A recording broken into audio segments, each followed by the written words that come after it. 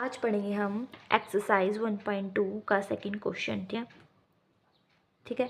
क्या क्वेश्चन है? Prove that 3 + 2√5 is a rational number. पहले हमको इसमें करना लेट माना कि ये रैशनल नंबर है, तो लिख दो पहले लेट 3, जो भी आपको टर्म दी गई होगी पेपर में या फिर जॉब कर रहे होगे। ठीक है। 3 + 2√5 is a rational number.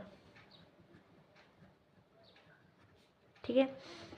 Then उसमें आपको एक 2 इंटीजर्स फाइंड करने हैं। अब वो क्या लोगे आप, वो देखें। सो वी कैन फाइंड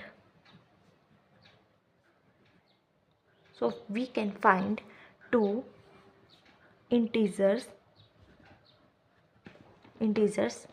क्या लिखोगे आप? ए बी मान लो या फिर सी डी, कुछ भी मानना है, तो मैं मान यहाँ पे सिंपल ए एंड बी। ठीक है। ए एंड बी मैंने मान लिया है। अब सच दैट, ठीक है, जो आपको टर्म दी है देयरफॉर लगा के, जो आपको टर्म दिया है वो आपको सिंपल लिख लेनी है। अब जो आपने माना है ए एंड बी इसके नीचे लिख लेंगे। अब क्या करना है आपको? सिंपल है। ठीक है। अब देखो ये जो इम्पोर्टेंट है, 2√5 आपको सिंपल ऐसे लिखना है। ए और बी एज इट इज़ का एज इट इज़। अब क्या लिखोगे? आपको जो यहाँ पे टर्म दिया है 3, अब जब ये टर्म यहाँ को आएगी तो क्या बन जाएगा? माइनस बन जाएगा, तो 3/1। ठीक है। देन 2√5 का √5 ही करना है। अब क्या करना है हमको?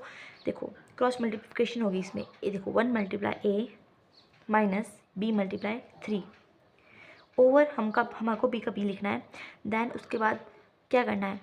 a और b3 का एज इट इज़ लिख देना, जिसको मल्टीप्लाई करके आएगा। ठीक है। a और -3b का b ओवर b। अब क्या करना है हमको? √5 कर लिया। अब 2 कैसे आएगा? अब वो देखो a - 3b ओवर नीचे आ जाएगा इसका 2b। ठीक है। अब देखो अब क्या करना है हमको इसमें?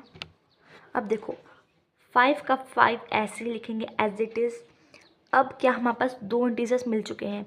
ए को हमने ए को माना है गाइस, देखो यहाँ पे, तो हमने ए माना है ना, ये 2 इंटीजर्स, तो ए हमारे पास क्या है? इंटीजर है, तो यहाँ पे लिख देंगे हम इंटीजर। ठीक है। माइनस का माइनस, 3 को भी ब्रैकेट लगा देंगे, लेकिन 3 एज इट इज़ है, हमने इसको कुछ नहीं माना तो हम इसको कुछ नहीं लिखेंगे। तो बी हमने इंटीजर माना है, इसको भी इंटीजर लिख दो यहाँ पे। ठीक है। अब नीचे यहाँ पे 2 है, इंटीजर का इंटीजर।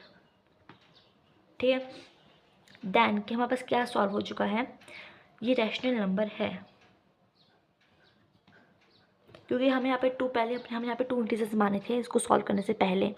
सो यहाँ पे अब हमारे पास इंटीजर आ गया, पर लास्ट में हम आपको लिखना पड़ेगा but it contracted to the fact that